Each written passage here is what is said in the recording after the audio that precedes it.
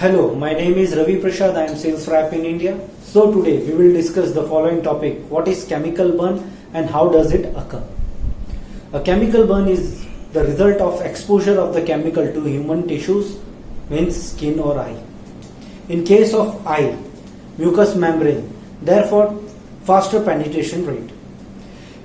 This is caused by so-called irritating or corrosive substance. Irritants can potentially result in erythema, means redness, itching, dryness. In terms of cells destruction, we can speak of a minor reaction. However, we must not neglect the toxic aspect which may be tied to the nature of the product. For example, white spirit. On the other hand, corrosive can cause potentially serious burn. Therefore, we speak of a significant reaction due to their capacity of penetrating the human tissues. In any case, the reaction mechanism is always the same.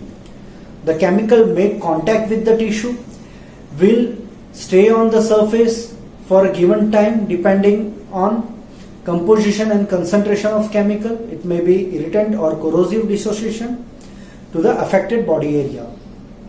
As you have understood, it is the penetration rate that will determine the severity of chemical burn.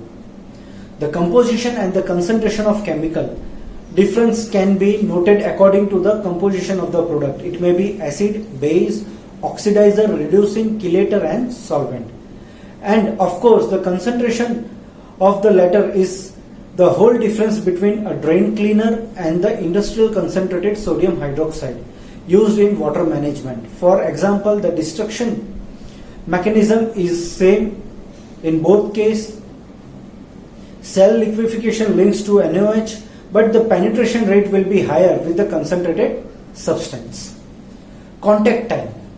The longer the chemical remain in contact with the tissue, the more time it has to work. For this reason, it is important to remove it mechanically as fast as possible. Finally, the temperature. Any liquid brought to a temperature higher than 50 degrees will irremediably trigger a thermal burn in case of contact.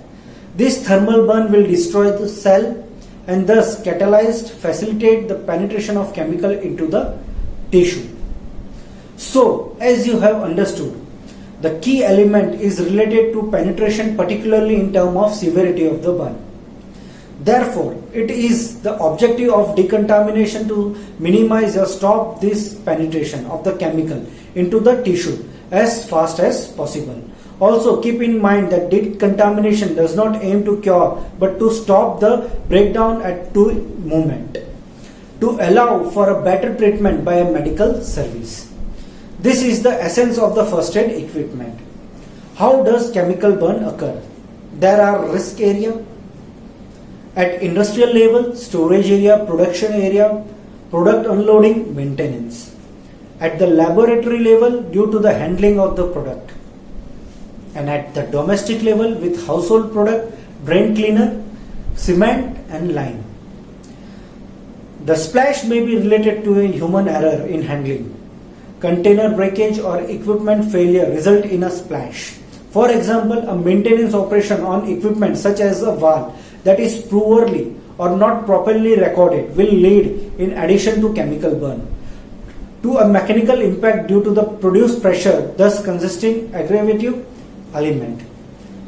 Beside the direct splash, also consider the cross contamination scenario with ice and lab gloves example.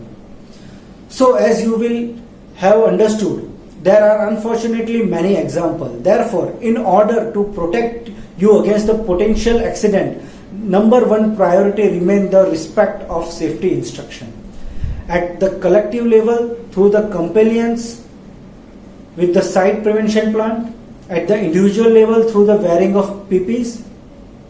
And yes, an accident can happen. Hence the importance of having efficient decontamination system to protect you from accident we do not want you to have, and to make sure that this potential chemical accident remain an incident. Thank you and see you soon.